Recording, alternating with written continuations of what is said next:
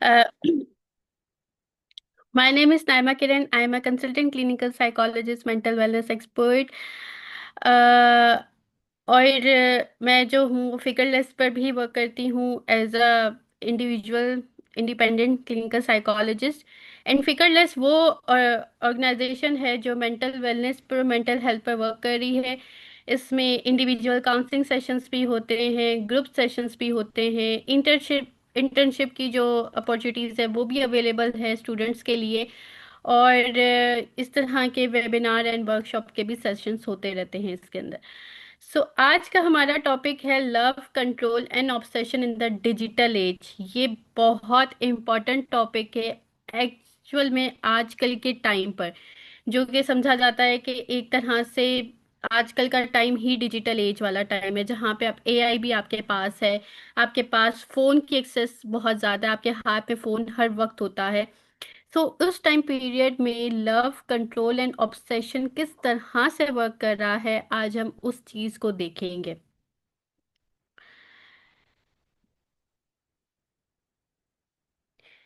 सबसे पहले यही आता है कि इस चीज पे, इस टॉपिक पे बात करना क्यों इतना जरूरी है। तो हमारे पाकिस्तान में आप देखते होंगे आजकल जो है बहुत ज़्यादा इस चीज़ पे आता है कि अब आजकल जो हमारी जनरेशन है, यंगर जनरेशन जो यूथ है, उनके मेनली रिलेशनशिप्स जो हैं वो ऑनलाइन ही बनते हैं। और जिस तरह से ऑनलाइन स्टार्ट होते हैं उसी तरह से जो है वो ख़त्म भी हो जाते हैं कुछ अरसे बाद, और फिर वो ब्रेकअप के जो ग्रीफ और उसमें चल रहे होते हैं, फिर उसके बाद उस ग्रीफ को हील अप करने की बजाय वो दोबारा से रिलेशनशिप बनाना स्टार्ट करते हैं और दोबारा से फिर उनके इस तरह से ब्रेकअप होते हैं। अब तो आप देखेंगे कि सेवरल एप्स हैं, अब तो सिर्फ इंस्टाग्राम और फेसबुक तक आप लिमिटेड नहीं होंगे, अब तो बहुत सारी जो है डेटिंग और सोशलाइजेशन की एप्स भी आ गई हैं जिसमें रिलेशनशिप्स इजीली बन रहे हैं और रिलेशनशिप्स टूट भी रहे हैं। तो यह बहुत ज़्यादा एक कॉमन होता जा रहा है। दूसरी बात यह है कि जो इमोशनल इंटीमेसी हमारी डेवलप हो रही है आजकल के टाइम पीरियड में, उसका कोई रियल लाइफ से कोई कनेक्शन नहीं है। ना हम रियल लाइफ में कोई वेरिफिकेशन कर सकते हैं, ना हम वेरीफाई कर सकते हैं। मीन्स के हम जिससे बात कर रहे हैं ऑनलाइन, हम जिससे बात कर रहे हैं, जिससे हमारा कनेक्शन है, वो सिर्फ ऑनलाइन की हद तक है। वो जितना हमें जो भी अगला पर्सन बता रहा है वो उतना ही है, लेकिन हम उसको वेरीफाई नहीं कर सकते, हम उनसे फेस टू फेस नहीं मिल सकते। और बहुत से ऐसे केसेस आपने देखे होंगे जहाँ पे ऑनलाइन कनेक्शन था, बहुत अच्छा एक इमोशनल इंटीमेसी क्रिएट हो गई थी, एंड जब मिलने के लिए बुलाया तो उन लड़कियों के साथ बहुत जगहों पे स्कैम भी हुआ है। बहुत से ऐसे केसेस भी आपको दिखे हैं, तो इस तरह की भी एक सिचुएशन स्टार्ट हो जाती है। देन डिजिटल स्पेसेस जो हैं वो हमें जो है एक फॉल्स सेंस क्रिएट करती है हमारी लाइफ में, और हमें लगता है कि हमारी लाइफ बहुत प्राइवेट है, प्राइवेसी है, सेफ्टी है, लेकिन ऐसा कुछ नहीं है। क्योंकि आपने देखा होगा कि जो भी हमारी डिजिटल चीज़ें हैं वो कहने को वो बाकी तो कहते हैं कि टू फैक्टर ऑथेंटिकेशन है या सेफ्टी है, सिक्योरिटी, या आप तक चैट रहेगी, लेकिन ऐसा कुछ नहीं है। वो जो ऐप के डेवलपर्स हैं उन तक सारी चीज़ें पहुंच रही होती हैं। देन अब्यूज जो है वो बहुत ज़्यादा मुश्किल हो जाता है अगर आप डिजिटली देखा जाए, क्योंकि इसमें कोई फिजिकल कोई तो उस तरह अब्यूज की तो निशानात होते नहीं, तो हार्म जो है वो साइकोलॉजिकल भी होता है, सबटल भी होता है, ग्रेजुअल भी होता है। कल्चर स्टिग्मा भी है कि इंडिविजुअल्स ने जो है डिस्ट्रेस को जो है वो नॉर्मलाइज करना शुरू कर दिया, बजाय इसके कोई क्वेश्चंस किया जाए। और दूसरा ये कि अब आपने डिजिटली देखा होगा कि हर कोई साइकोलॉजिस्ट बन के बैठा हुआ है, हर कोई मेंटल हेल्थ पे बात कर रहा है। तो यहाँ पे अब ये भी मुश्किल हो गया एक आम इंसान के लिए कि वो ये देख सके कि वाकई ये जो बात कर रहा है पर्सन ये ऑथेंटिक है कि नहीं है, क्योंकि हर इंसान की बात लगती है ऐसी है कि वो ऑथेंटिक बात कर रहा है। तो जब डिस्ट्रेस को नॉर्मलाइज किया जाता है तो अब्यूज जो कि एक पर्सन एक्सपीरियंस कर रहा है ना, तो वो इनविजिबल हो जाता है और वो दिखता ही नहीं है कि एक्चुअल में अब्यूज उसके साथ हो रहा है। अच्छा, डिजिटल इंटीमेसी क्या है? सबसे इंपॉर्टेंट चीज़ के चले, अब हमने डिजिटल इंटीमेसी की तो बात की, लेकिन अब हम ये भी तो देखें ना कि डिजिटल इंटीमेसी होती क्या है। तो डिजिटल इंटीमेसी में आता है कि एक फॉर्म ऑफ इमोशनल क्लोजनेस है, और वो क्लोजनेस किस तरह से बन सकती है जब हम कंटिन्यूस टेक्सटिंग कर रहे हैं। अब हमारे पास फ़ोन है, हम किसी से स्टार्ट करते हैं बात करना तो हमें बड़ा अच्छा लगता है वो पर्सन के हम उससे बात करें, हम उससे 24/7 जो है टेक्सटिंग पे बात कर रहे हैं, रिप्लाई मुस्तकिल दिए जा रहे हैं। एंड देन फिर लेट नाइट हमारी कन्वर्सेशन स्टार्ट हो जाती है, हम जो जल्दी सोने वाले पर्सन हैं लेकिन हम वो जल्दी सो नहीं रहे, हम उसको क्या कर रहे हैं कि हम लेट नाइट जो है उनसे बातें कर रहे हैं, लेट नाइट उनसे सारी चीजें डिस्कस करें, देन हम अपनी पर्सनल स्ट्रगल्स। अब यहाँ पे बहुत इंपॉर्टेंट ये होता है कि हम बहुत जल्दी उन लोगों पे ट्रस्ट करना शुरू हो जाते हैं और हम अपनी पर्सनल स्ट्रगल्स उनसे बहुत जल्दी शेयर करना शुरू कर देते हैं, जो कि एक्चुअल में बहुत जो है अलार्मिंग सिचुएशन है कि हमें अपनी पर्सनल स्ट्रगल्स किसी के साथ शेयर नहीं करनी चाहिए अनटिल अनलेस हम उनसे मिल ना चुके हों और हमें नहीं आइडिया, हमें पता हो कि अच्छा वो किस तरह का इंसान है, तब हमें शेयर करनी चाहिए, वरना नहीं करनी चाहिए। लेकिन हम कर रहे होते हैं अपनी पर्सनल स्ट्रगल्स भी शेयर, तो ये इस तरह ये सारी जो है इमोशनल क्लोजनेस के अंदर आती है, ये वो जो इंटीमेसी जो हमारी क्रिएट हो जाती है इमोशनल किस्म की, ये उसमें चीजें डेवलप हो रही होती है। अब इसमें क्या होता है, इसमें कोई रियलिटी वाला कोई बिहेवियर कंसिस्टेंसी नहीं है, मतलब आप रियल लाइफ में नहीं मिल रहे आप उनसे, आप सिर्फ सोशल मीडिया की हद तक हो, आप सिर्फ जो है वो चैटिंग की हद तक हो, तो जैसे ही आपका इंटरनेट बंद हो जाए आप उनसे कांटेक्ट नहीं कर सकते। तो इसी तरह से आप कोई रियल वर्ल्ड बिहेवियर कंसिस्टेंसी नहीं देख रहे उनकी, या आप उनकी सोशल अकाउंटेबिलिटी नहीं देख रहे कि वो लोगों के साथ कैसे हैं, वो दूसरे लोगों के साथ किस तरह से बिहेव करें, तो आप ये चीजें नहीं देख रहे होते। अब इस सब की वजह से क्या होता है, एक साइकोलॉजिकल बबल क्रिएट हो जाता है जहां पे रिलेशनशिप जो आपका है, जो आपका जैसा भी रिलेशनशिप है, जो फ्रेंडशिप है, जो प्लेटोनिक रिलेशनशिप है, जो लव वाला रिलेशनशिप है, जिस तरह का रिलेशनशिप आपका उनके साथ, तो वो जो है ना वो रियलिटी से ज्यादा इंटेंस फील होने लग जाता है, तो एक वो साइकोलॉजिकल बबल में आप जो है ना चले जाते हो। आपको लगता है कि जो मेरा जो इसके साथ रिलेशनशिप है, चाहे वो 2 दिन का है, चाहे वो 1 मंथ का है, चाहे वो 2 मंथ्स का है, तो आपको लगता है कि यही जो है ना, यही मेरे लिए पर्सन बहुत जो है ना अच्छा है, और यही जो है ना यही मेरे लिए बहुत अहम रखता है। तो रियलिटी से बिल्कुल आप हट जाते हो। तो यहाँ पे जो है आप इमोशनल डिस्क्लोजर दे रहे होते हो सेफ्टी के साथ, लेकिन सेफ्टी अभी यहाँ पे स्टेब्लिश हुई ही नहीं है, लेकिन आपको लगता है कि मैं इस पर्सन के साथ जो हूँ ना वो सेफ हूँ, और ये पर्सन जो है ना मेरे लिए बहुत अच्छा है, मतलब ये इस तरह का पर्सन मुझे कभी मिल ही नहीं सकता था लाइफ में। तो अब है कि डिजिटल लव क्यों इतना इंटेंस फील होता है रियल लाइफ में, तो वो इसलिए है क्योंकि हमारी कांस्टेंट एक्सेस है। हम जो है जो ये 24/7 जब हम ऑल द टाइम टेक्सटिंग कर रहे होते हैं, फोन कॉल्स कर रहे होते हैं, तो ये हमारी एक्सेस है ना, कांस्टेंट एक्सेस हमें बिलीव है। तो उसकी वजह से क्या होता है कि हमारा जो ब्रेन है ना वो ये परसीव करता है कि अगला पर्सन तो ऑलवेज अवेलेबल है, मतलब मैं कुछ भी करूं, मैं अगर मुश्किल वक्त में भी हूँ या मैं आधी रात को भी टेक्स्ट करूँ ना, वो अगला पर्सन अवेलेबल होगा। तो वो जो है ना वो मेरी केयर कर रहा है, वो मुझे जो है वो टाइम देता है, तो डेट मीन्स ये मेरा जो रिलेशनशिप है वो इंटेंस है। देन फास्टर सेल्फ डिस्क्लोजर है, मीन्स के एक artificial sense of deep understanding आपकी क्रिएट हो रही है, आप बहुत जल्दी अपना जो है एक अपनी सेल्फ को जो है ना डिस्क्लोज करना शुरू कर देते हो। तो यहाँ पर जो है एक आपको फील होने लग जाता है कि यार बहुत अंडरस्टैंडिंग है, बहुत ज्यादा, लेकिन आपको ये नहीं पता कि वो जो डिस्क्लोज कर रहा है वो एक्चुअल में वो अपनी सेल्फ के बारे में ही डिस्क्लोज कर रहा है, या वो एक फेक स्टोरी बना के डिस्क्लोज कर रहा है, so you don't know. Then absence of real world friction है, मतलब रियलिटी चेक्स नहीं है, आप रियल वर्ल्ड में नहीं देख सकते अगला पर्सन कैसा है, हो सकता है अगले पर्सन ने आपको बताया, बहुत सारी लड़कियों के साथ ऐसा होता है कि बहुत सारे मैरिड पर्सन जो हैं वो उन लड़कियों को अप्रोच करते हैं, सिंगल लड़कियों को, और उनको ये कहते हैं कि मैं सिंगल हूँ और मैं ना शादी के लिए लड़की तलाश कर रहा हूँ, और इस तरह की चीजें वो कर रहे होते हैं। वो बल्कि पूरा पागल भी कर देते हैं लड़की को, ये लव बॉम्बिंग और इस तरह की चीजें दिखाकर, और ये बहुत पागल भी कर देते हैं, लेकिन फिर लड़की को कहीं ना किसी तरीके से पता चलता है, अक्सर लड़कियों को पता चल जाता है कहीं ना कहीं किसी ना किसी तरीके से कि लड़का तो मैरिड है। तो वहां पे फिर जो है लड़की का दिल टूटता है, फिर बहुत सारे इस तरह के सुसाइडल केसेस भी हुए, और समटाइम्स लड़कियों को नहीं भी पता चलता और लड़कियों को कंटिन्यूसली बेवकूफ बनाया जाता है। तो यहाँ पे रियलिटी चेक्स नहीं है आपके पास, आप रियल लाइफ में नहीं देख सकते कि वो अगला पर्सन अगर जो आपको बता रहा है वो ठीक है भी कि नहीं है। देन आइडियलाइजेशन बहुत है यहाँ पे जो है, आप बहुत ज्यादा फेंटिसाइज कर रहे हो तो चीजों को, फैक्ट्स नहीं देख रहे हैं, आप बस फेंटिसाइज कर रहे हो चीजों को। तो अगर कोई पर्सन आपको लव बॉम्बिंग भी कर रहा है ना, तो आप उसको भी फेंटिसाइज कर रहे हो कि यार मुझे तो आज तक ऐसा प्यार करने वाला कभी कोई मिला ही नहीं है, तो मुझे ना इसने बहुत प्यार दिया है। लेकिन अब आपको ये नहीं पता है कि वो प्यार एक्चुअल में लव बॉम्बिंग है और उसने आगे जाके आप कंट्रोल करना हो, तो यहाँ पे आइडियलाइजेशन बहुत ज्यादा होती है, और इन सब चीजों की वजह से आपको डिजिटल लव जो है बहुत ज्यादा इंटेंस फील होता है, और आपको लगता है कि इस मतलब ऐसे लव को तो, ऐसा लव तो मुझे चाहिए था, और ऐसे लव के बगैर तो मैं कुछ भी नहीं हूँ। तो यहाँ पे आपकी प्रोजेक्शन बेस्ड अटैचमेंट क्रिएट हो जाती है, जहाँ पे आप उस वर्जन से लव करने लग जाते हो जो आपको लगता है कि वो हैं, लेकिन वो एक्चुअल में वो वर्जन नहीं होते। लेकिन आपको क्योंकि ऐसा लगता है कि वो वर्जन है जो कि आप चाह रहे होते हो, जो आपको पसंद होता है, तो इसीलिए आपकी एक प्रोजेक्ट बेस्ड अटैचमेंट जो है, प्रोजेक्शन बेस्ड अटैचमेंट आपकी स्टार्ट हो जाती है।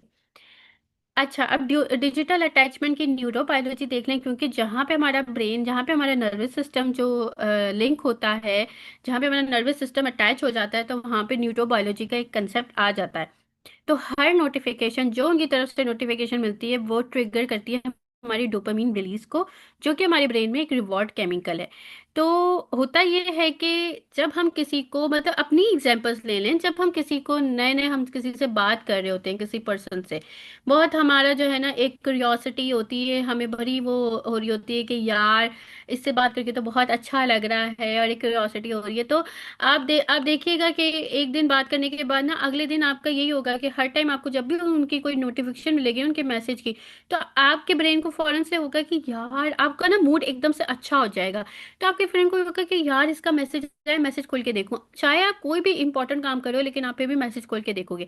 वहीं पे आपके ब्रेन ने डोपामिन रिलीज किया और आपको ये जो है ना मैसेज मिलना शुरू हो गया कि यार उसका मैसेज आ गया, फौरन खोलो। तो यहाँ पे ये चीज होती है। एंड देन अगर वो आपका मैसेज सीन करके छोड़ दें, चाहे वो 1 मिनट सीन किया है, चाहे वो 2 मिनट सीन किया है, चाहे वो 10 मिनट सीन किया है, चाहे वो घंटा सीन कर लिया है, चाहे वो एक दिन हो गया सीन किए हुए, वो छोड़ दें, तो आपको एंग्जाइटी होने लग जाती है कि ऐसा क्या हो गया है, ऐसा क्या कर दिया है मैंने, क्या कोई बात मैंने बुरी कर दी थी, या क्या मेरे से कुछ गलत हो गया था।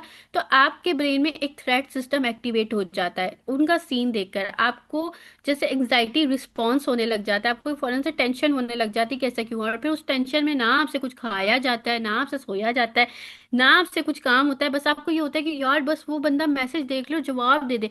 और इस चक्कर में आप भी जो है ना अक्सर क्या करने लग जाते हो, और मैसेजेस भेजना शुरू कर देते हो कि क्यों मेरा मैसेज सीन किया जा रहा है, मुझे इग्नोर क्यों किया जा रहा है, या फिर आप कॉल्स पे कॉल्स करना शुरू कर देते हो। तो इसमें जो है ना इस तरह के इश्यूज एक क्रिएट होते हैं। देन जो डिलेड रिस्पॉन्स है ना, वो इमोशनल अनप्रेडिक्टेबिलिटी क्रिएट करता है। जितने भी डिले रिस्पॉन्स हो गए, लाइक आपने मैसेज किया सुबह 10 बजे, आपको रिप्लाई आ रहा है शाम को 6 बजे, तो इसकी वजह से क्या होगा, एक इमोशनल अनप्रेडिक्टेबिलिटी क्रिएट हो जाएगी। आपको ये फील होने लग जाएगा कि यार ये कितना बिजी रहता है, इसके लिए मेरे पास तो टाइम ही नहीं है, ये देखो ये इस वक्त ऑनलाइन होता है, इसके लिए मेरे पास टाइम नहीं, ये मुझसे नहीं बात कर सकता, ये ऑनलाइन तो है इस वक्त। तो ब्रेन जो है ना आपका वो लिंक्स क्रिएट करने लग जाता है, जैसे कि जो पर्टिकुलर पर्सन है ना, वो आपका, वो या तो आपका रिवॉर्ड, आपके ब्रेन में हैप्पीनेस का भी बायस है और आपकी सैडनेस का भी बायस है। और वो कैसे बायस है, या तो जब उसका मैसेज आएगा, वो बहुत अच्छे से बात करेगा, तो आपका ब्रेन आपको रिवॉर्ड देगा आपके डोपामीन रिलीज के थ्रू, तो आपको खुशी मिलेगी, आप बहुत खुश होगे, आप ओवर द जो है ना स्काई फील करोगे, खुद को आसमान पे फील करोगे उड़ता हुआ। लेकिन जब भी वो पर्सन आपको डिलेड रिस्पॉन्स देता है, या आपको लेट रिप्लाईज करता है, या आपको सीन जोन कर देता है, तो आपका ब्रेन जो है ना एक्टिवेट हो जाता है थ्रेट सिस्टम पे। तो वहां पे आपको स्ट्रेस होने लग जाता है, वहां पे आप जो है डिप्रेस मोड पे चले जाते हो, आप जो है एंग्जियस हो जाते हो, आपको कुछ समझ नहीं आता कि मेरे साथ ऐसा हो क्यों रहा है और क्या हो रहा है। तो यहाँ पे जो है ना आपकी जो न्यूरोबायोलॉजी यहाँ पे अटैच किस तरह से हो जाती है, आपके एक लूप बन जाता है। पर्सन है, वही पर्सन आपको हैप्पी रख रहा है तो डोपामिन रिलीज हो रहा है, वही पर्सन आपको स्ट्रेस भी दे रहा है। तो यहाँ पे एक रिवॉर्ड थ्रेट लूप जो है वो क्रिएट हो गया है, और यही एडिक्शन साइकिल में भी हम देखते हैं। तो इस तरह से ये एक एडिक्शन बनती जा रही है आपकी। देन इंटरमिटेंट रीइंफोर्समेंट की बात आती है। जब हम बिहेवियरल थेरेपी पढ़ते हैं या बिहेवियरल साइकोलॉजी पढ़ते हैं, तो उसमें रीइंफोर्समेंट का कंसेप्ट पढ़ते हैं। तो रीइंफोर्समेंट के कंसेप्ट में हम फर्दर उसकी टाइप्स पढ़ रहे होते हैं कि किस किस तरह से हम रीइंफोर्समेंट कर सकते हैं। तो एक आती है इंटरमिटेंट रीइंफोर्समेंट। इसमें क्या होता है, इसमें जो अटेंशन जो आपको मिल रही है ना, वो कंसिस्टेंट नहीं है। समटाइम्स आपको फॉरन फॉरन रिप्लाईज मिल रहे होते हैं, समटाइम्स बिल्कुल ही सीन जोन किया हुआ होता है। तो इस ये जो है ना, ये इनकंसिस्टेंसी एक क्रिएट हो जाती है, और इसकी वजह से क्या होता है, इसमें आप जो है ना आपके अंदर इमोशनल फिक्सेशन हो जाती है, आप बहुत कंफ्यूजन का शिकार हो जाते हो। आप कहते हो कि क्या मैं इस पर्सन के लिए कुछ मायने रखती भी हूँ कि नहीं रखती। जब आप ये सोचने लगते हो ना कि मैं, हाँ मैं अब, मैंने नहीं अब मैसेज करना, और मैं जो है ना अब जो इसका मैसेज आएगा ना मैं इसको इग्नोर करना है इसी तरह से, और मैंने छोड़ देना है। लेकिन वैसे ही उसका फिर मैसेज आ जाता है रिप्लाई पे, आपके इस तरह के किसी मैसेज पे, और फिर आप दोबारा से जो है ना उस पे आ जाते हो कि नहीं यार ये बंदा अच्छा है तो रिप्लाई दे दिया। तो दोबारा से आप सब कुछ भूल के उस पे चले जाते हो, एंड देन फिर जब दोबारा से वो सीन ऑन करता है तो फिर दोबारा से आप वही हरकतें करते हो।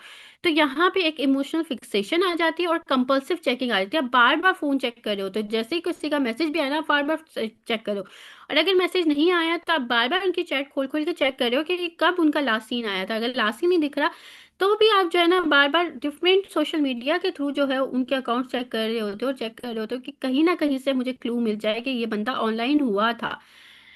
तो ये चीजें यहाँ पे आती है। तो इंटरमिटेंट री जो है एक स्ट्रॉन्गेस्ट कंडीशनिंग मैकेनिज्म है, जो कि कंसिस्टेंट रिवॉर्ड से भी ज्यादा स्ट्रॉन्गर है, और आपको जो है वो ज्यादा एंग्जियस भी बना रहा है, आपको ज्यादा ओसीडी की तरफ भी लेके जाता है, और आपको ज्यादा जो है वो स्ट्रेस में भी डाल रहा है। तो ये चीज इसमें आती है। इसमें तीन तरह के अटैचमेंट स्टाइल्स जो है वो वर्क करते हैं। अब एंग्जियस अटैचमेंट, अगर कोई एक पर्सन है जो एंग्जियस अटैचमेंट के साथ है तो वो ये कहेगा कि अगर वो रिप्लाई नहीं कर रहा कुछ तो गलत है। तो वो कॉन्स्टेंटली रीअश्योरेंस सीख करेगा। यानी कि रीअश्योरेंस कैसे सीख करेगा, जैसे मैंने लास्ट एग्जांपल में बताया था कि वो बार बार मैसेजेस पे मैसेजेस करेगा कि तुम मुझसे नाराज हो, क्या हुआ है, कोई बात बुरी लगी है, क्यों इग्नोर कर रहे हो मुझे, मैंने क्या ऐसा कर दिया है, मेरे साथ कुछ गलत किया हुआ है, मैं मैं तुम्हें बुरी लगी हूँ, इस तरह करके वो मैसेजेस जो है ना वो सेंड करना शुरू कर देते हैं। या फिर कॉल्स पे कॉल्स करना शुरू कर देते हैं। तो एंग्जियस अटैचमेंट वालों का ये एक पैटर्न नजर आता है बिहेवियर के अंदर। देन जो अवॉइडेड अटैचमेंट वाले होते हैं ना, वो इमोशनल डिस्टेंस को कैसे कहेंगे, वो कहेंगे बस बिजी था। तो वो ऐसे होंगे कि आपने उनको मैसेज किया है ना तो वो जवाब नहीं देंगे, वो सीन करके छोड़ देंगे। फिर जब आपने मैसेज किया वो जवाब नहीं देंगे, वो सीन करके छोड़ देंगे। देन एक दिन बाद आके कहेंगे यार हाँ बस बिजी था, मैं बहुत काम होता है ना तो बहुत बिजी होता हूँ मैं, तो तुम्हें समझना चाहिए इस बात को। तो ये अवॉइडेंट अटैचमेंट वाले जो है ना इनके इनका पैटर्न होता है।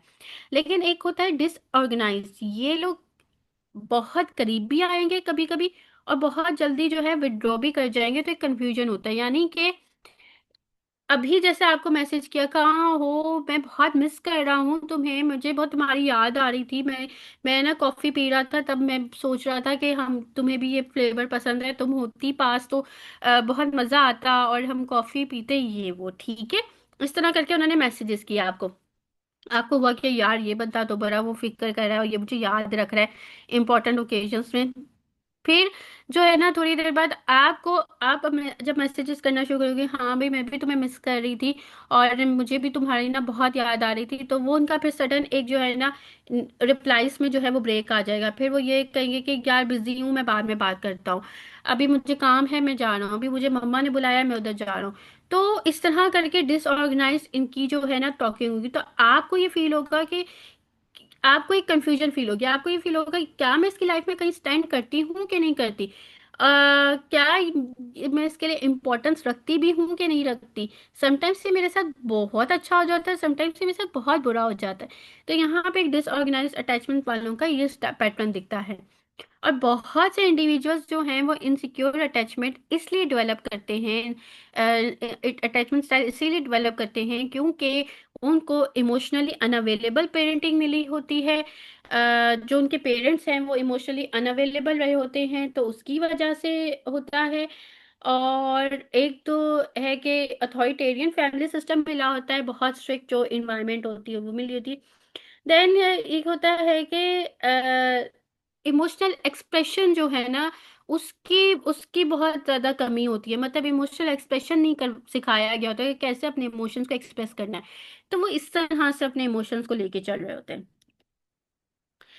अच्छा, कब केयर जो है ना वो कंट्रोल बनती है, क्योंकि समटाइम्स हम लोगों से भी ये जो है ना अनकॉन्शियस ये सब चीजें हो रही होती है, हमें नहीं पता चलता और हमें आइडिया नहीं होता कि हम जो केयर दिखा रहे हैं वो एक्चुअल में कंट्रोल भी है।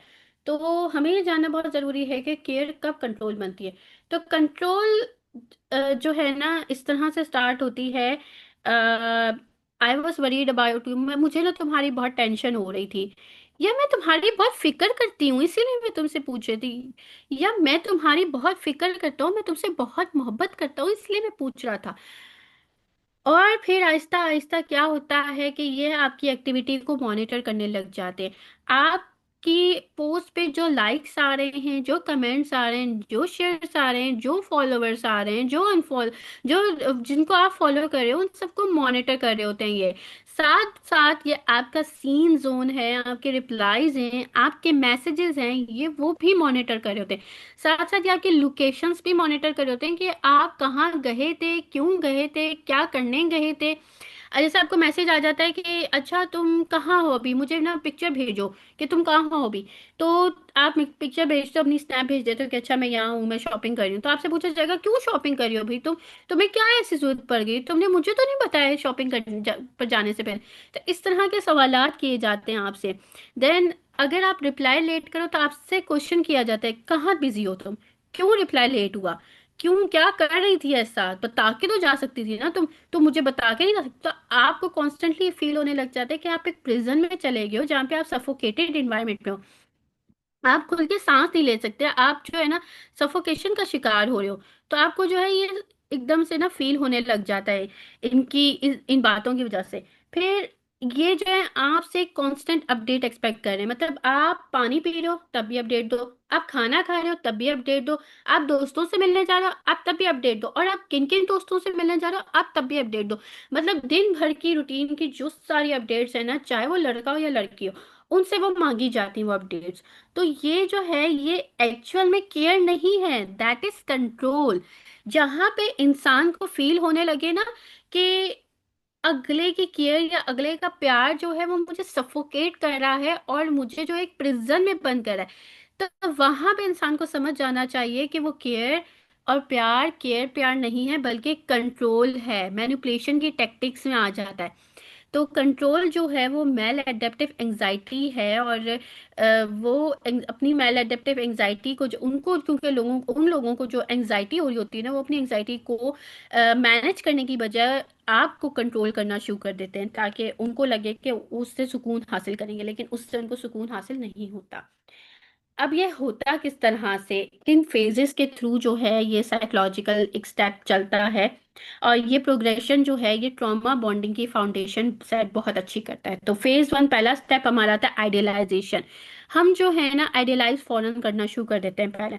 यार तुम ही हो जो सिर्फ मुझे समझते हो, और तो मुझे दुनिया में कोई नहीं समझता, मुझे तो मेरे माँ बाप तक नहीं समझते, मेरे माँ बाप तो मेरे सबसे बड़े दुश्मन हैं, तुम ही हो जो मुझे समझते हो। और इसी तरह से वाइस वर्सा लड़का भी कह रहा होता है कि तुम ही हो सिर्फ जो जिसने मुझे मेरा ख्याल रखा है, मुझे समझा है, वरना मुझे तो कोई भी नहीं समझता है। सब मुझे जो है ना मुझसे एक्सपेक्ट करते हैं, लेकिन मेरी फिक्र कोई नहीं करता। तो ये जो है ना ये आइडियलाइजेशन का पहला फेज आता है। देन दूसरा फेज आता है इमोशनल डिपेंडेंस। यहाँ पे आपकी इमोशनल डिपेंडेंसी जो है ना अगले पर्सन के साथ अटैच हो जाती है।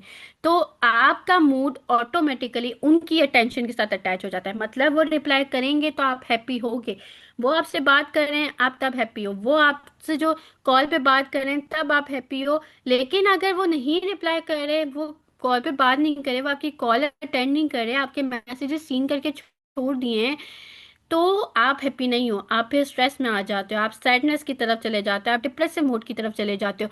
तो यहाँ पे आपने अपनी इमोशनल जो डिपेंडेंसी है ना वो उनके साथ अटैच कर ली है। देन फिर आता है फेज थ्री, और वो है कंट्रोल का।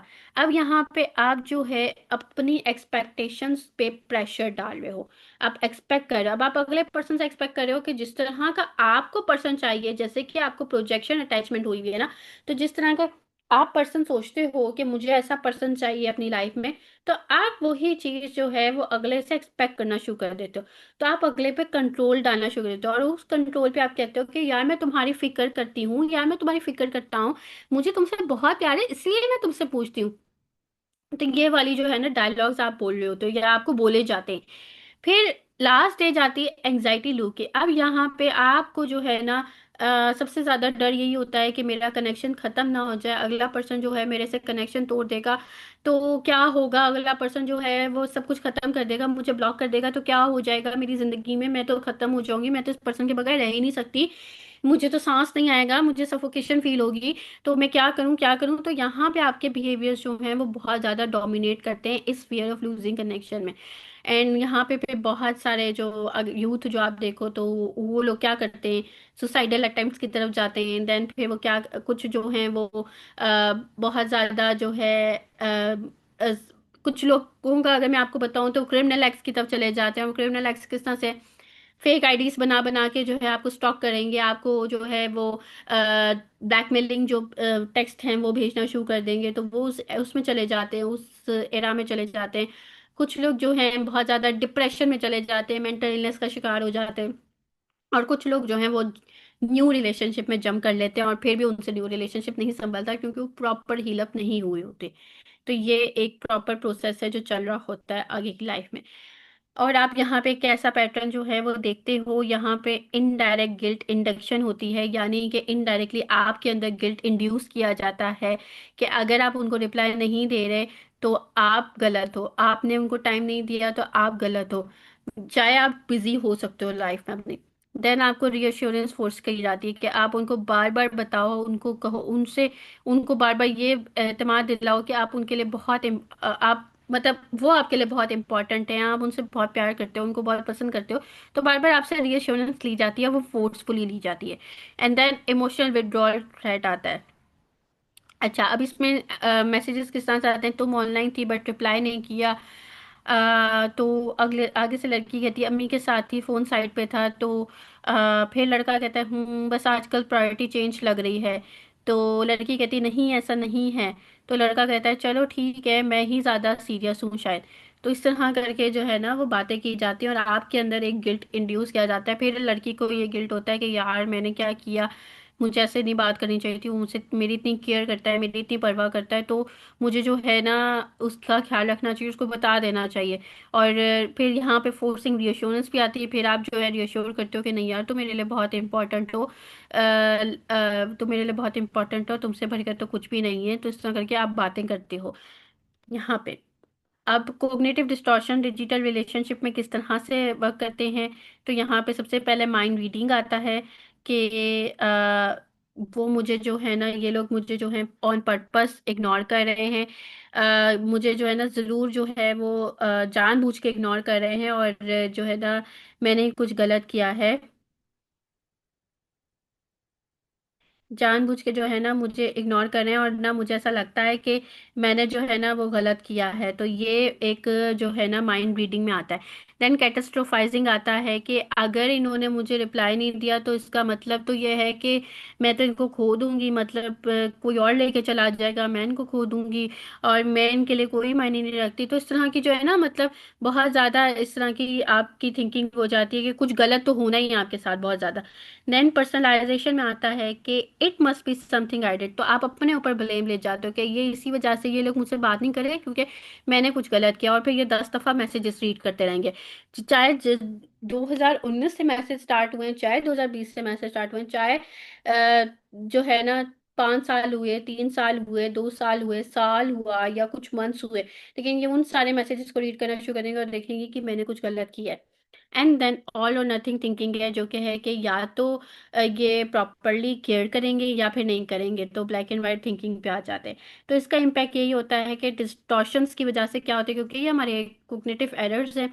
तो ये डिस्टॉर्शंस की वजह से क्या होता है, हमारे इमोशनल रिएक्शंस इंटेंसिफाई हो जाते हैं, और फिर हमारी मजीद डिपेंडेंसी क्रिएट हो जाती है। क्योंकि हमारे रिमेंबर हमारे ब्रेन को डोपामिन एडिक्शन हुई हुई है, हमें जो है ना वो हमारा ब्रेन वो डोपामिन मांग रहा होता है कि उनके मैसेजेस आए, उनके रिप्लाईज आए, तो हमारी वो ब्रेन को डोपामिन मिले। देन आगे जाते हैं, इंटरनल साइकोलॉजिकल एक्सपीरियंस क्या होता है। कांस्टेंट हमारे दिमाग में एक एंजाइटी चल रही होती है, बैकग्राउंड में एंजाइटी चल रही होती है बहुत ज़्यादा। और जब हमें वैलिडेट किया जाता है तो हम इमोशनली बहुत हाई होते हैं, बहुत हैप्पी होते हैं, बहुत जो है अच्छा अच्छा फील कर रहे होते हैं सारी चीज़ें। लेकिन जब हमें इग्नोर किया जाता है तो वही जो हैप्पीनेस है ना वही हमारी क्रैश कर जाती है और हम पे सैडनेस की तरफ आ जाते हैं। और हमारा जो है ना स्टडीज़ या वर्क पे जो वर्क से रिलेटेड जो फोकस है वो बहुत रिड्यूस हो जाता है, और हमारा फोकस मेनली उसी पर्सन पे चला जाता है जिसके साथ हमारी इमोशनल डिपेंडेंसी क्रिएट हुई है।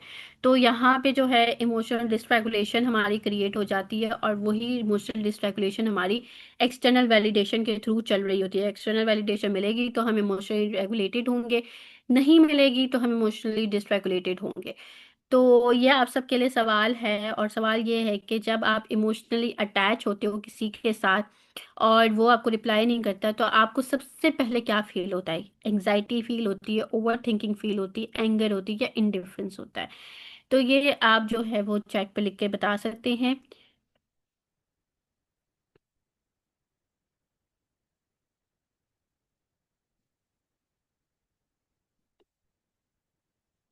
मिस फातिमा ने कहा है late reply is not a red flag. Yes miss Fatima, late reply red flag नहीं है, बट यहाँ पे ये देखना है कि उस लेट रिप्लाई में कंसिस्टेंसी तो नहीं आ रही। अगर कंसिस्टेंसी आ रही है लेट रिप्लाई में, और कितना को लेट रिप्लाई, अगर 2 दिन बाद लेट रिप्लाई आ रहा है, या एक दिन पूरे बाद लेट रिप्लाई आ रहा है, और वो किस तरह का लेट रिप्लाई आ रहा है, तो फिर जो है आप कह सकते हो कि वो रेड फ्लैग की तरफ जा सकता है। लेकिन red late reply red flag नहीं होते। एंड यहाँ पे आ रहा है anxiety, sometimes anxiety, over thinking, occasionally over thinking and anxiety sometimes. So यही जो है मेजर रिस्पॉन्सेज आ रहे होते हैं कि या तो ओवर थिंकिंग होती है, या एंजाइटी जो है हमें फील होती है, ज़्यादा से ज़्यादा गुस्सा कम आता है, सबसे पहले हमारी ओवर थिंकिंग स्टार्ट होती है, एंड देन फिर हमें एंजाइटी फील होना शुरू हो जाती है, तो वो ज़्यादा आता है। तो अब इसमें ये सवाल है कि आप अपनी फीलिंग्स के साथ कैसे डील करते हो, और ये जो आपकी इमोशनल स्टेट है, क्या वो अगले पर्सन की अवेलेबिलिटी के साथ डिपेंडेंट है? मतलब अगला पर्सन अवेलेबल होगा तो ही आपकी इमोशनल स्टेट आएगी, वरना नहीं आएगी। और मतलब आप क्या, आप जब वो रिस्पॉन्स आपको देते हैं तो आपको रिलीफ मिल जाता है, आपकी जो ओवर थिंकिंग और एंजाइटी उसको रिलीफ मिल जाता है? और तो और साथ साथ के आप अपने बिहेवियर को एडजस्ट कर रहे होते हो ताकि आप उनको अपसेट ना कर सको दोबारा। तो ये आपके सवाल, आपके लिए कुछ सवालात हैं जो आप अपने आप से पूछ सकते हो और अपने आप को आंसर कर सकते हो इन सवालात का जवाब, सो दैट आपको बेहतर तरीके से आइडिया हो सके कि आपकी इमोशनल डिपेंडेंसी तो नहीं क्रिएट हुई भी किसी के ऊपर।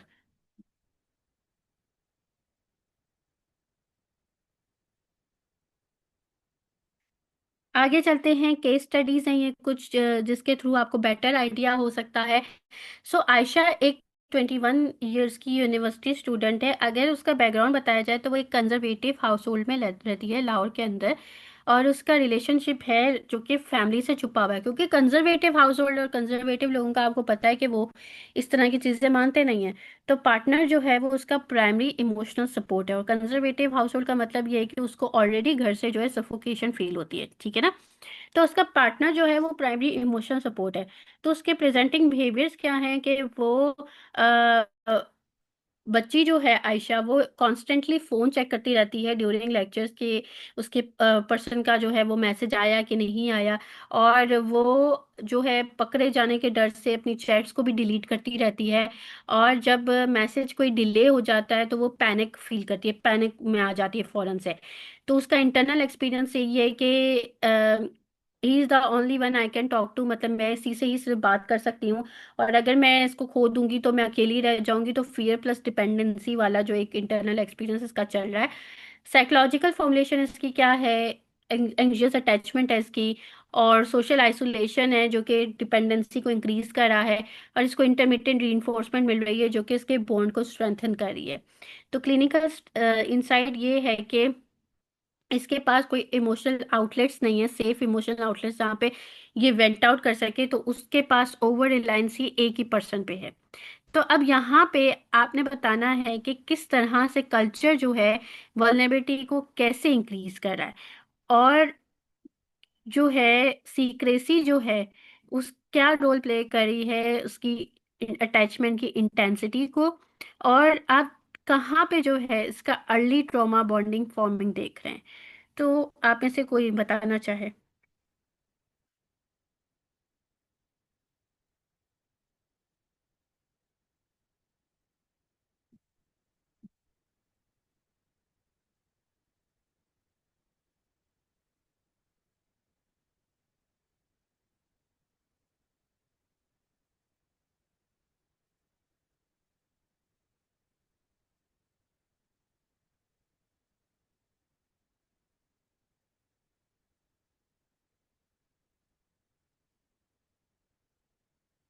कोई भी डिस्कस करना चाहे अपना पॉइंट।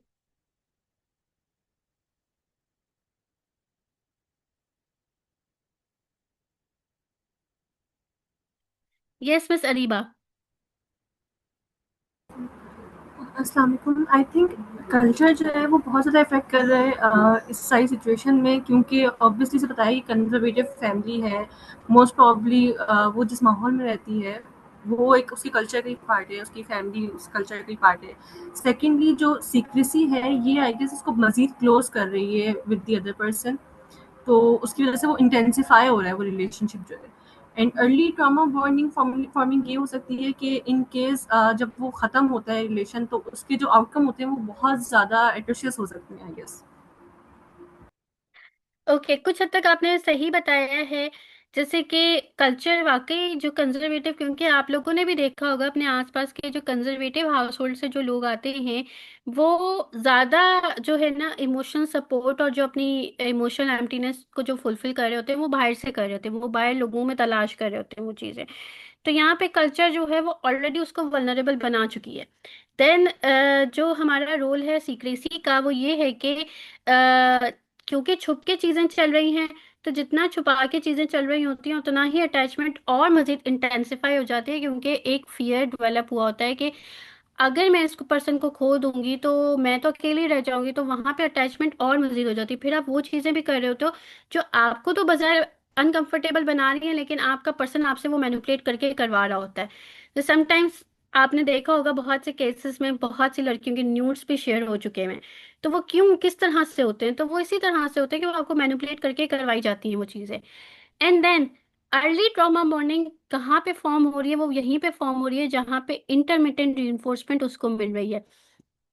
कभी बहुत अच्छा है पर्सन उसके साथ, कभी बहुत जो है ना, कभी सीन जोन पे रखा हुआ है, कभी जवाब दे रहा है, कभी सीन जोन पे रखा हुआ है, तो यहीं से एक ट्रॉमा बॉन्डिंग फॉर्म हो रही है। और यहीं से ट्रॉमा बॉन्डिंग वाले जो लोग हैं ना, उनको उनका मैं बता दूं कि उनको पता होता है कि उनका जो अगला पर्सन है ना, पर्टिकुलर पर्सन, वो उनको अब्यूज कर रहा है, लेकिन वो साथ यही भी कहते हैं कि मारता है तो क्या, वो प्यार भी तो करता है ना।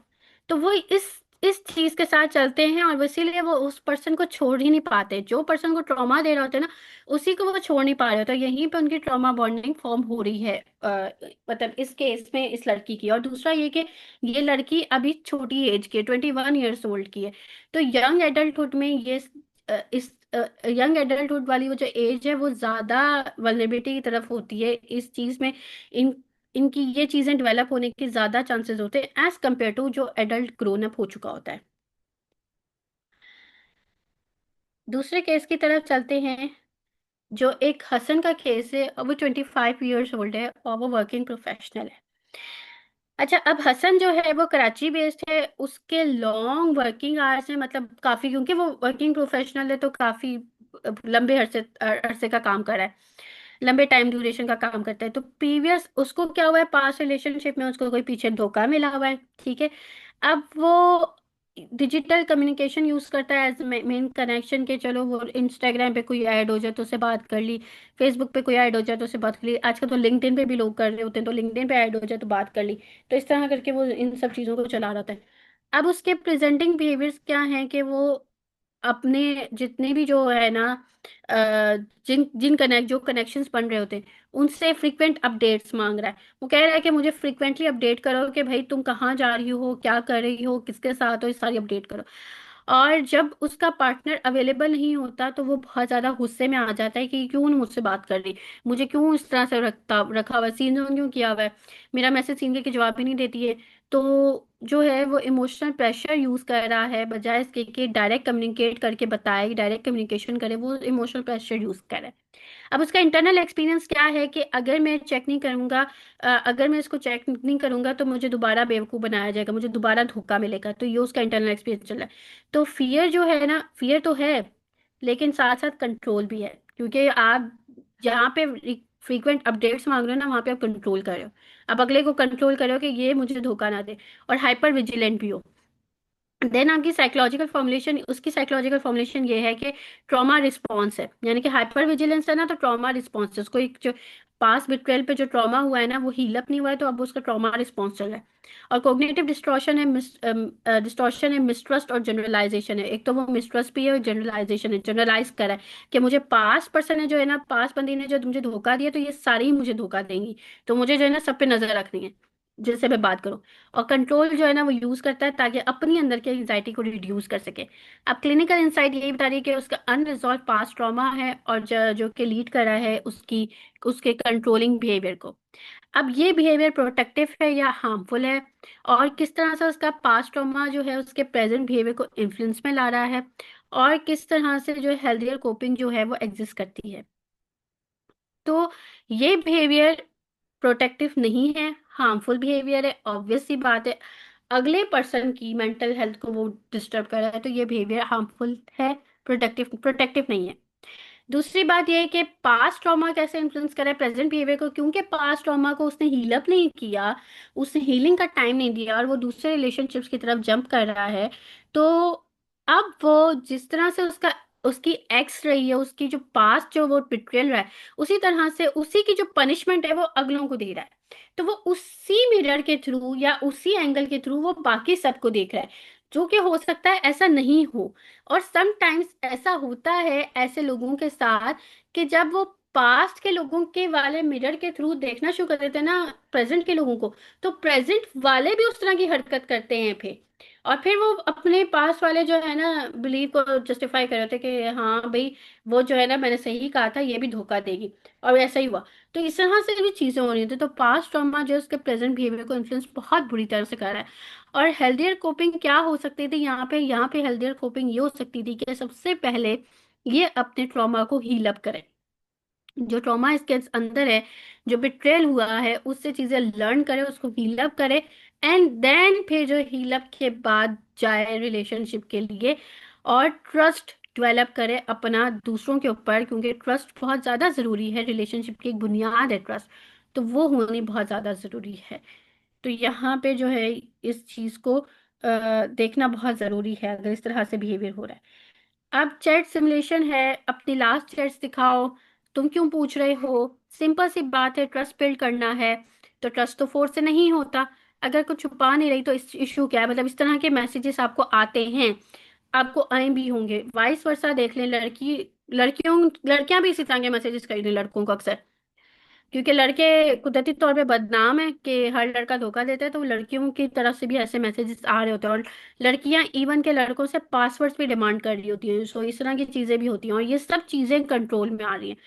तो जो क्वेश्चन है यानी कि कंट्रोल है, उसको ट्रस्ट बिल्डिंग के तौर पे डिस्गाइज किया जाता है। मतलब शो ये किया जाता है कि हमारा ट्रस्ट बिल्ड हो, लेकिन एक्चुअल में वो कंट्रोल है। और रिस्पॉन्सिबिलिटी शिफ्ट की जाती है, ठीक है, ब्लेम शिफ्ट किए जाते हैं एक दूसरे के ऊपर। और गैस लाइट किया जाता है अर्ली तरीके से। मतलब गैस लाइट इसलिए किया जाता है ताकि आपको जो है ना मैनिपुलेट, और ये मैनिपुलेशन की तरफ आते हैं ना, कंट्रोलिंग बिहेवियर तो है ही मैनिपुलेशन। तो गैस लाइट भी आपको किया जाता है ताकि आपको जो है ना गिल्ट डाला जाए, आपकी जो रियलिटी है ना उसको कंफ्यूजन में रखा जाए। जैसे कि फॉर एग्जांपल, आपको बहुत सीन जोन फील हो रहा है, आपको अगला पर्सन है जो आपको फील हो रहा है कि मैं इसकी लाइफ में कोई अहमियत नहीं रखती। जिधर आपको ये फील हो जाए ना कि मैं इसकी लाइफ में कोई अहमियत नहीं रखती, आपको वहां पे सोच लेना चाहिए कि कुछ गलत है। आपको ये फील हो रहा है कि मैं अगले पर्सन की लाइफ में कुछ अहमियत नहीं रखती। एंड देन जो है ना आप उससे डिस्कस कर रहे हो, आप ओपनली कम्युनिकेट कर रहे हो, आप ओपनली बता रहे हो कि यार आप इस तरह से करते हो तो मुझे ऐसा फील होता है। आपको वो अगला पर्सन कह रहा है कि यार तुम कुछ ज्यादा ही सोच रही हो, ऐसा कुछ भी नहीं है, तुम्हें एमी फजूल सा लग रहा है ये, ऐसा कुछ भी नहीं है, और इस तरह से थोड़ी हो सकता है, मैं तो तुमसे बहुत प्यार करता हूँ, मैं तो तुम्हारी बहुत केयर है, वाइस वर्सा आप देख लें। तो ये गैस लाइटिंग है। तो आपको अर्ली जो है वो गैस लाइटिंग की जाती है। अब यहाँ पे अर्ली वार्निंग साइंस क्या है, कि आपको अनअवेलेबल रहने पे गिल्टी फील हो रहा होता है, ठीक है, शर्मिंदगी हो रही होती है कि मैंने क्यों नहीं मैसेज का जवाब दिया, मुझे जवाब दे देना चाहिए था, मैं चाहे मीटिंग में बिजी थी लेकिन मुझे इसको तो जवाब दे देना चाहिए था। और आपको कॉन्स्टेंटली जो आपको ना ऐसा लगता है कि आप खुद को एक्सप्लेन ही किए जा रहे हो, आप खुद की बातों को एक्सप्लेन कर रहे हो, आप खुद को एक्सप्लेन कर रहे हो, कॉन्स्टेंटली आपको ये चीज़ हो रही है। एंड देन आपको जो है ना उनको काम डाउन करने में इतना आप इमोशनली थक जाते हो, और आपको समझ नहीं आता करूं तो करूं क्या, कैसे काम डाउन करूं अगले पर्सन को। और आपकी डेली रूटीन में जो है ना एक इंडिपेंडेंस आपकी खत्म होती है, आपको बार बार अपडेट देनी है, आपको बार बार बताना है, आपको बार बार मैसेज का जवाब देना है।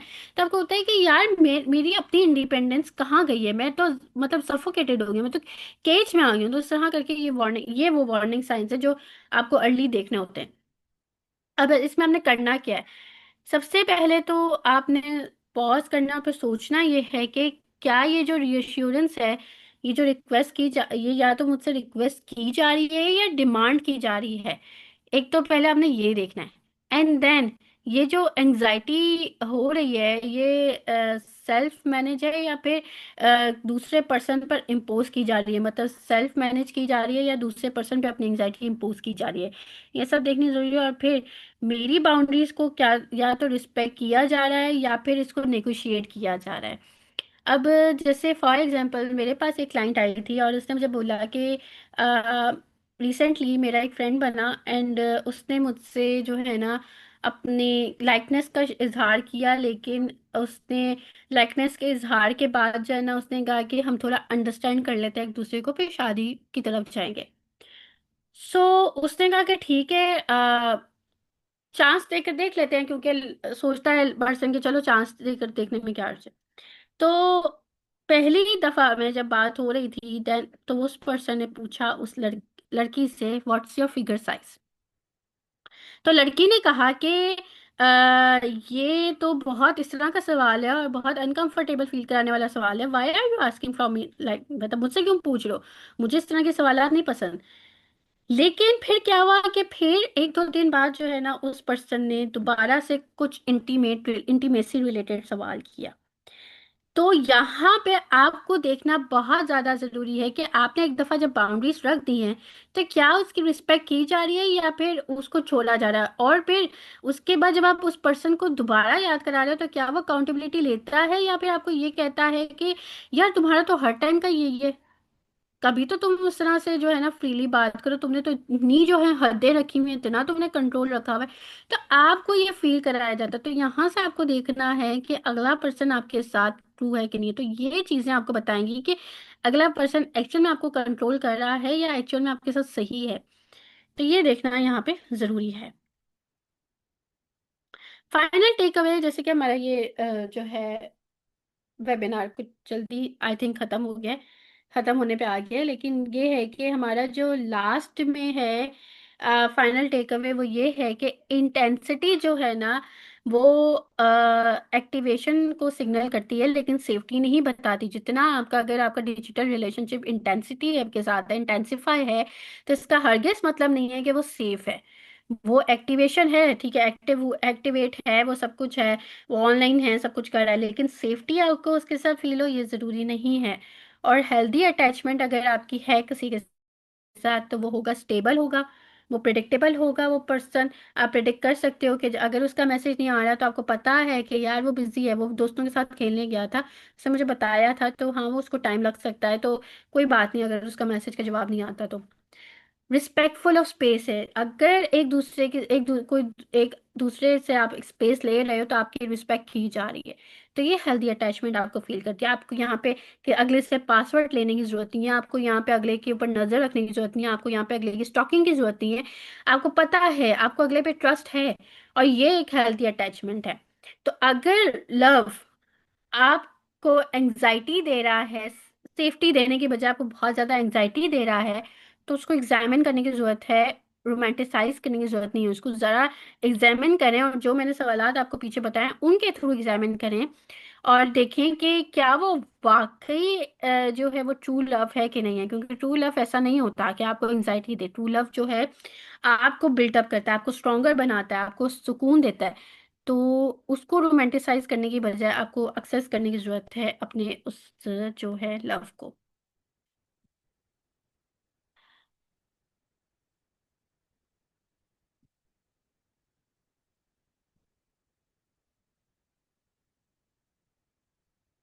तो ये थी हमारी मतलब आज का हमारा वेबिनार इस टॉपिक पे। अगर आप लोगों का कोई सवाल है तो आप लोग मुझसे पूछ सकते हैं।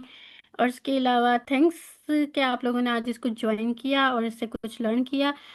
ये फिकरलेस वालों के कॉन्टैक्ट्स हैं, आप इनको कांटेक्ट कर सकते हैं फर्दर। अगर आप में से किसी को सेशन लेना है उसके लिए कांटेक्ट कर सकते हैं, या आपको ये हमारा नेक्स्ट वेबिनार ज्वाइन करना है जो हमारा 19 अप्रैल को होगा, digital abuse red flags you are ignoring. So इसके लिए भी आप इनको कांटेक्ट कर सकते हैं। और फिकरलेस की वेबसाइट पे जाके आप मुख्तलिफ चीज़ें देख सकते हैं। अब अगर आपका कोई सवाल है तो आप मुझसे पूछ सकते हैं।